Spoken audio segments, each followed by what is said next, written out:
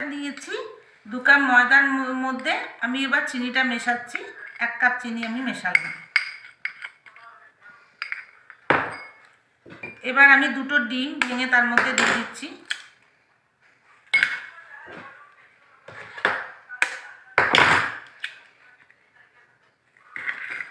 এবার যে 2 প্যাকেট গুঁড়ো দুধ কিনে এনেছিলাম বাজার থেকে সেটা আমি দিয়ে দিলাম।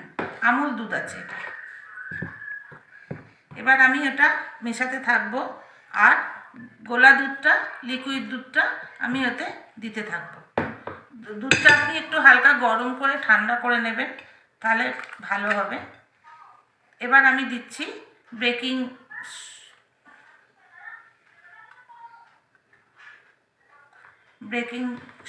পাউডার আর বেকিং সোডা। হাফ চামচ করে দিতে হয়। আমার একটু বেশি পড়ে গেছে, ওই জন্য ওটাকে আমি ফেলে দিয়ে আবার কিছুটা দিলাম।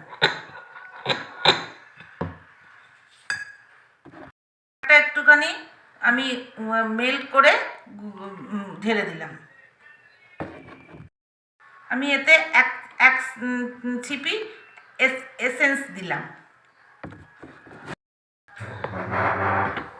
এইভাবে অনেকক্ষণ ধরে করতে হবে, মিনিমাম 40 থেকে 45 মিনিট পর্যন্ত এরকমভাবে ফাটাতে হবে, তবে এটা ঠিক জায়গায় আসবে। আমি এখন ফাটাতে থাকছি পরপর।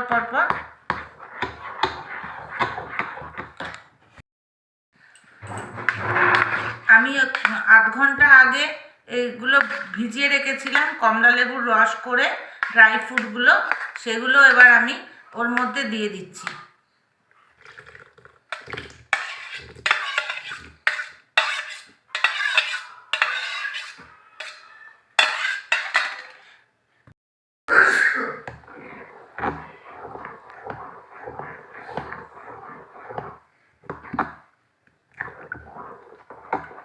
এবার 10 মিনিট এটা আবার আরও ফাটাতে হবে। এই ফুডগুলো দেবার পরে 10 মিনিট আরও ফাটাতে হবে।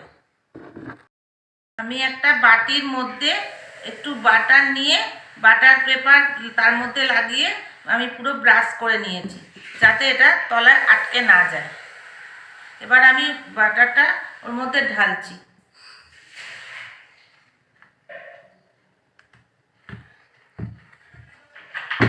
আমার একটু বেশি হয়েছে, আমি ওই জন্য আর একটা জায়গা করে করব।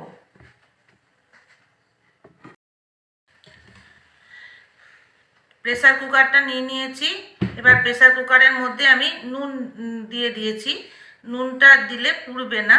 নুনটা দেবার পরে আমি এবার এই বাটিটাতে যেটা করেছিলাম সেটা আমি এবার ওটার মধ্যে বসিয়ে দিচ্ছি।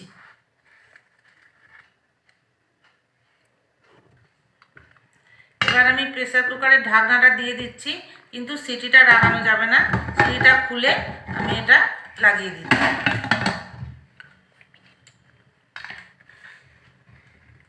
এটা 45 মিনিট মতো এরকম হবে, স্টিম আছে। তারপরে আমি দেখছি কতটা কি হয়।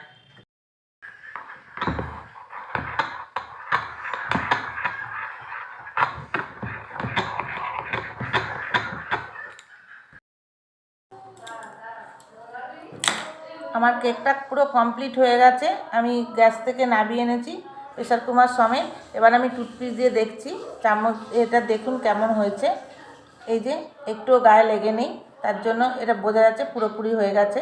এবার আমি এটাকে তুলে তারপর আপনাদের সামনে নিয়ে আসছি।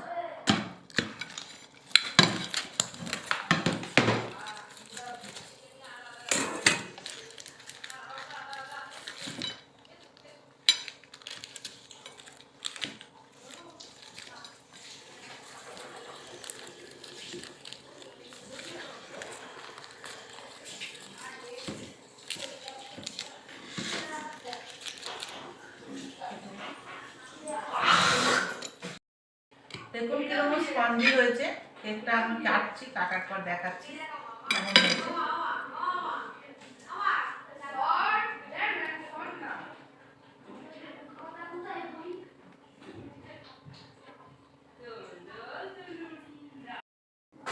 এইভাবে আপনারাও বাড়িতে বানাবেন ঘরোয়া পদ্ধতিতে।